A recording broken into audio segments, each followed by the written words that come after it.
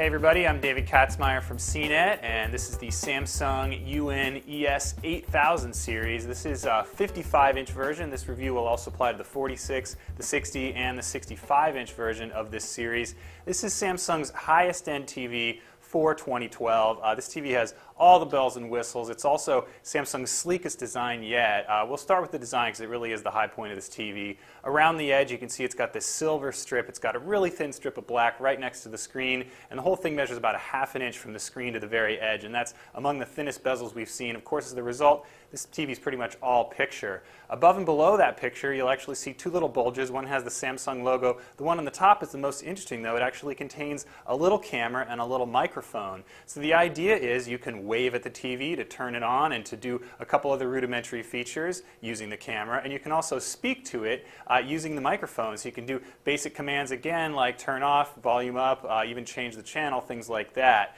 Now this TV function is called Smart Interaction. When I gave it a test drive, it wasn't really as good as using the remote control. It actually tended to misinterpret a lot of things that I said. The control is very limited, as I said, but again, this is a very unique feature on a high-end TV, so you can't really get it on any other television. We expect it to be a little bit refined through firmware updates, but all told, I prefer to stick to a standard remote control.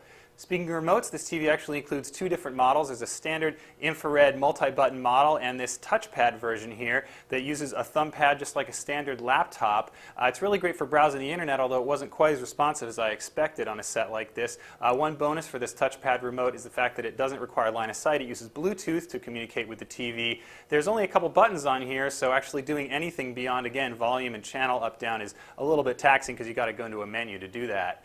Samsung also throws in another accessory, this little Bluetooth to IR dongle that allows that Bluetooth remote to control other infrared devices in your system, including a cable box and a Blu-ray player. Again, it doesn't work quite as well as the universal remote, but it's neat to be able to use the included remote to do all that kind of stuff. As a high-end TV, of course, this set includes Smart TV. Samsung has the most content of any Smart TV provider out there except for Google TV. You can go out and find a bunch of different apps. There's also the standard suite of audio-video. Samsung does have HBO Go. It's unique this year, although it's not quite yet included on this 2012 model. We expect that to happen soon. There is also no Amazon Instant on this set, unlike a lot of the other TVs out there. All told, however, its Smart TV suite is superb. We actually expect it to include a cloud gaming service again later this year. Speeding up the response time of that Smart TV is Samsung's dual-core processor. New to this set, you can actually upgrade that processor at some point later. Samsung says as early as 2013. You can swap out the processor and the memory for a better version, so that's called Smart Evolution, and again, a unique feature. Around back, Samsung includes 3 HDMI. That's one fewer than a lot of the other high-end TVs out there. There's also 3 USB ports, a component video input, but there's no VGA-style input for analog computers. Since the air around the bezel is so thin, Samsung also allows control of the TV via this little knob instead, so you can see it calls up an on-screen menu that is actually pretty slick.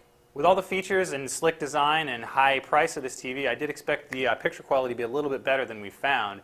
This TV's weakness is its relatively light black levels. It doesn't reach that nice deep black that can infuse the picture with better color and, of course, a better picture with the lights off and when viewing dark material. On the flip side, the Samsung does a very good job with color and video processing. The screen is glossy, so it will reflect more ambient light than matte screens out there, but on the flip side, it does help preserve black levels a little bit better in high overhead lighting. Unlike last year, the uniformity is a little bit better, so there aren't as many bright spots on the screen, although, again, that's a little bit of a problem compared to some of the other LED TVs out there. 3D performance is a high point. The set has less crosstalk than most of the other active TVs I've seen out there, but all told, this 2D performance was a little bit disappointing for such a high-end model.